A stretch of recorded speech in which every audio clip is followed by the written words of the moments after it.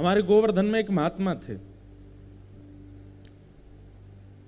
अपने गुरुजी को जैसे उन्होंने प्रणाम किया तो उनके गुरुजी ने उनको आज्ञा दी, अपने गुरुजी को प्रणाम करके बोले मुझे कुछ सेवा दीजिए। इधर देखो सब लोग ध्यान से सुनो। तो गुरुदेव से बोले मुझे कुछ सेवा दो, और गुरुदेव ऐसी सेवा देना कि मैं खाली ना बैठूं, मेरी सेवा परिपूर्ण रूप से लगे, मैं अपनी प्रत्येक इंद्रियां उसमें लगा दूं। मैं कोई सामान्य सेवा नहीं करना चाहता। आप कह दो किसी को जल पिला दो, किसी को अन्न खिला दो, चलो बाहर सबके जूता चप्पल इकट्ठे कर लो, या झाड़ू लगा दो, चौका कर दो, ये सब नहीं। कुछ ऐसी सेवा देना जिसमें मेरा खून पसीना एक हो। कह तो दिया इतना गुरुजी से, तो गुरुजी ने भी आज्ञा दी, हमारे गौड़िया वैष्णव परंपरा के जितने संस्कृत साहित्य है सबको याद करो, जाओ। वो बेचारे शिष्य जो थे घबरा गए, क्यों? उन्होंने संस्कृत कभी पढ़ी नहीं, आ ई कभी पढ़ा ही नहीं था। उम्र हो गई थी उनकी 55 के आसपास। वो मन में विचार करने लगे ये तो मैं गलत फंस गया। गुरुजी से मैंने कही ऐसी सेवा दो, ऐसी सेवा दो, अब मुझे क्या पता था कि इतनी खतरनाक सेवा देंगे। अब मैं कैसे पढ़ूंगा, मुझे तो अक्षर भी पढ़ने नहीं आते। और गुरुजी ने ये भी नहीं कहा कि एक आध दो कोई ग्रंथ पढ़ लो, गौड़िया वैष्णव परंपरा के सारे ग्रंथों को कंठस्थ करो। घबरा गए, रात भर रोते रहे, और ग्रंथों को लेकर के आए, और ग्रंथों को खोलें, और खोल करके जब अक्षर पढ़ें तो सोचें क्या चेटी दौड़ रही हैं, मैं समझ में ही नहीं आ रही है। तो उनको कभी सिर पे धरें, कभी हृदय में, कभी कान से लगा लें, सब आ जाओ मेरे भीतर। गुरुजी से हमने सेवा मांगी, गुरुजी ने बड़ी कठिन सेवा दे दी। अब मांगी क्या, तुम कह रहे थे कठिन सेवा दो।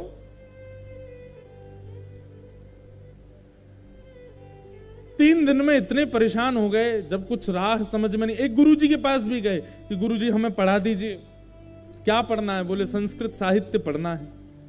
बोले संस्कृत साहित्य से पहले हिंदी वर्णमाला सुनाओ, आ ई उ ये सब सुनाओ। बोले ये तो हमको आती नहीं। बोले भैया तुमको अगर हम अभी से हिंदी पढ़ाना शुरू करेंगे, कब जाकर के तो तुम्हारी हिंदी पूरी होगी, फिर संस्कृत प्रारंभ होगी, कब जाकर के संस्कृत मूल पूरी होगी, फिर उसके बाद लघु सिद्धांत कौमुदी, अष्टाध्यायी।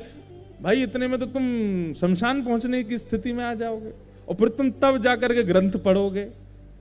आचार्य जी ने इतना डरा दिया उनको, वो बोले मुझसे अपराध हो गया। गुरु जी के चरणों में जाकर के बस कह देना था जो सेवा हो दे दो, लेकिन मैंने जबरदस्ती गुरुजी से कहा कि एक विशेष सेवा दो, और एक तो कह करके सेवा मांगी, ऊपर से उस सेवा का निर्वहन नहीं कर पा रहा मैं। धिक्कार है मुझे। अब इसी चिंता में रहते हैं कि मैं किस मुंह से गुरुजी के सामने जाऊं। और एक वैष्णव के लिए सबसे बड़ी बात है कि गुरु आज्ञा गरीयसी, गुरु की आज्ञा का पालन हो। अंत में उन्होंने एक ही रास्ता उनको दिखाई दिया कि मैं अपने प्राणों का त्याग कर दूं, अब मुझे जीवित नहीं रहना चाहिए।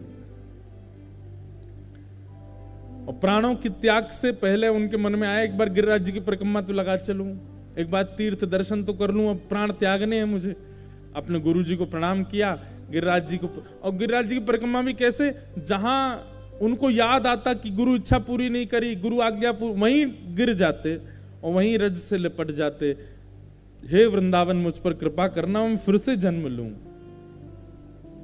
और अब की बार बचपन से अध्ययन करूं। कभी शिलाओं को पकड़ करके रोते, कभी वृक्षों को पकड़ करके रोते, कोई ब्रजवासी मिल जाता उसके चरण पकड़ के रोते, आप आशीर्वाद दो अगला जन्म मेरा ब्रज में हो। इतने भावुक होकर के रुदन करने लगे।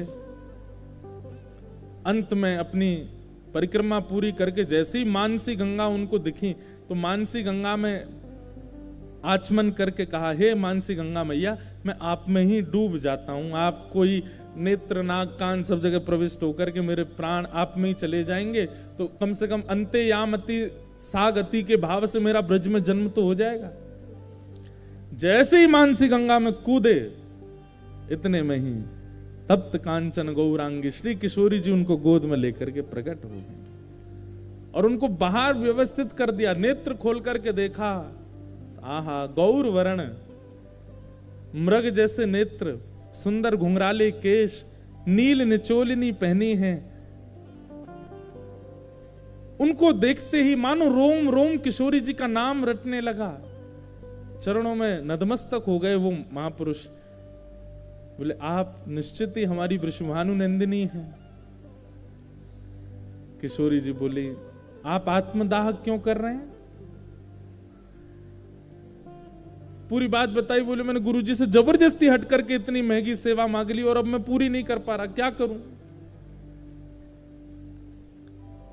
अब मैं फिर से जन्म लूंगा। अब तो मेरी आयु भी 55 वर्ष के आसपास हो, अब कहां पढ़ पाऊंगा मैं, और मुझे सारे ग्रंथ साहित्य कैसे याद होंगे इतनी जल्दी? हे किशोरी जी, अब मैं प्राण त्याग देता हूं, आपके दर्शन भी हो गए बस मुझे, अब मैं प्राण त्याग करके पुनर्जन्म लेके और फिर से सारा साहित्य पढ़ूंगा। किशोरी जी बोली, मतलब हमारे दर्शन के बाद भी तुम्हारी इच्छा है कि गुरु आज्ञा पूरी हो? सामान्य व्यक्ति होता तो वो सोच लेता गुरु आज्ञा कोने में रख दो भाई, किशोरी जी मिल गई, अब क्या करना हमको। किशोरी जी बोली, तुम्हारी गुरु निष्ठा को हम देख करके आनंदित हो गए कि मतलब हमको देखने के बाद भी अब तुम्हारी इच्छा यह है कि पुनर्जन्म लें और गुरु इच्छा को पहले पूरी करें, गुरु आज्ञा को पूरी करें। इधर आओ।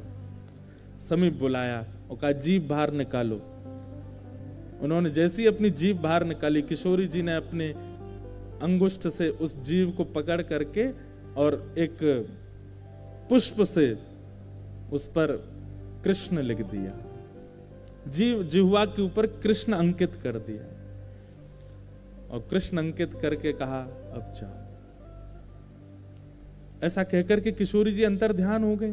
उनको पता नहीं चला कि मैंने क्या हुआ ये, लेकिन वो इतने भावावेश में पड़े रहे। कितने दिनों तक तो उसी भाव में रहे। किशोरी जी आई थी, किशोरी दर्शन देके गई, और जब कुछ दिनों बाद होश आया, उठ करके अपने गुरुदेव के पास गए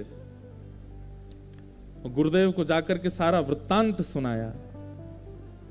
गुरुदेव बोले, किशोरी जी ने कृष्ण लिखा तुम्हारे जी? गुरुदेव रो रो करके बता रहे थे, वो कोई स्वप्न देखा होगा तुमने, ऐसे थोड़ी किशोरी जी आई कृष्ण लिख के, जो कोई स्वप्न होगा, तुम्हारा कोई भाव आ गया। वो नहीं गुरुजी, साक्षात किशोरी जी पधारी थी। आसपास के लोग बोले, ऐसे ही बोल रहा है, इसको पढ़ना नहीं है, इसको अध्ययन करना नहीं है, आपकी आज्ञा पूरी करनी नहीं है, इसीलिए ये सब बहाने बना करके कह रहा है कि किशोरी जी मिल गई मुझे। तो गुरुजी बोले, ठीक है, इतने बड़े बड़े ग्रंथों को छोड़ो, तुम ये लो, एक ग्रंथ हम तुमको दे रहे हैं, सबसे छोटा ग्रंथ है, इसको अध्ययन करके आओ। जैसे ही वो ग्रंथ देखा, ग्रंथ देखते ही उनके मुंह से धारा प्रवाह उस ग्रंथ के श्लोक प्रकट होने लगे, अपने आप बोलने लगे। गुरुजी बोले, ये ग्रंथ तुमको कहां से पता? ये सारे श्लोक तो इसी ग्रंथ के हैं। बोले, गुरुदेव पता नहीं, ग्रंथ देखते ही मुझे स्मृति में आ गए।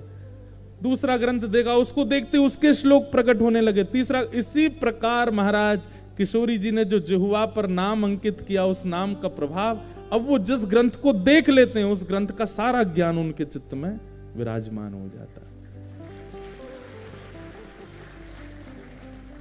ऐसे आचार्य। हम कहते हैं कि हमारे मुख पर तो, हमारी जीभ पर तो कृष्ण नाम नहीं लिखने आवेंगे किशोरी जी, कम से कम हम गा गा करके ही कृष्ण नाम से इस जिह्वा को पवित्र कर लें। कम से कम श्री राधा राधा कह के करके ही इस जिह्वा को पवित्र कर लें। कम से कम महामंत्र उच्चारण करके ही इस जिह्वा को इस योग्य बना दें। कुछ तो कृपा होगी। कम से कम कोई ग्रंथ याद नहीं होगा तो इस जिह्वा से वो शब्द तो प्रकट हो जिन शब्दों से किसी का कल्याण हो रहा हो, जिन शब्दों से किसी का भला होता हो।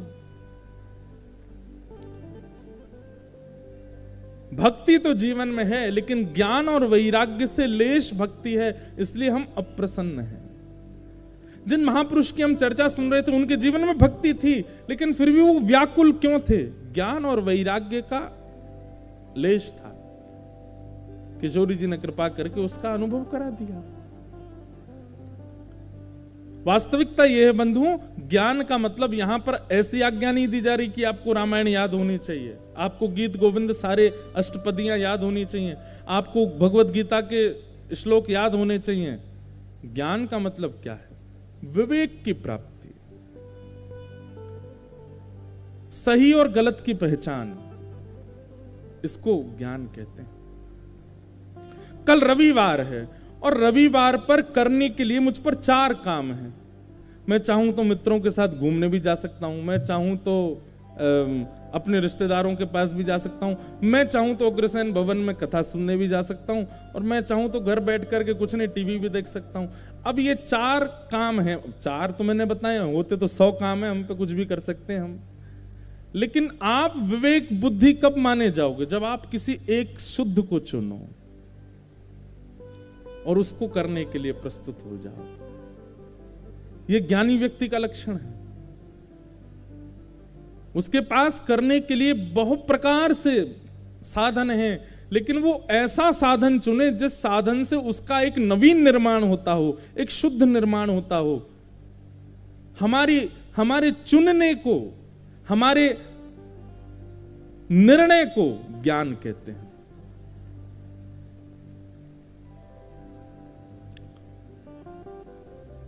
विवाह का प्रस्ताव आया, एक तरफ लड़का जो है वो धनवान बहुत है, सुंदर भी है, सब इच्छाएं संपन्न है, लेकिन एक तरफ का बालक जो है वो इतना धनवान नहीं है, संपन्न नहीं है, लेकिन भक्ति भाव में युक्त है, परिश्रम करता है, कुछ प्राप्त कर लेगा, लेकिन भक्ति भाव से युक्त है। अब किसको चुनना है? ये विवेक बुद्धि है। इसका मतलब ये नहीं, हम ये कह रहे हैं कि भाई भक्त को ही चुनो, उसको मत चुनो। ये भी विवेक बुद्धि हो सकती है। क्या हुआ? धनवान है, संपत्तिवान है, रूपवान है, लेकिन भक्तिवान नहीं, इसी से ब्याह करके इसी को भक्तिवान बनाना है। ये भी तो विवेक बुद्धि हो सकती है। लेकिन विवेक बुद्धि हो, उसी को ज्ञान कहते हैं। भक्ति तो है चित्त में, लेकिन ज्ञान वैराग्य संपन्न आप कब बनेंगे? जब आप जीवन में सत्संग को समय देंगे। आप सब देते हैं, पर यह बात और भी है कि सत्संग को बहुमात्रा में समय देने लग जाइए।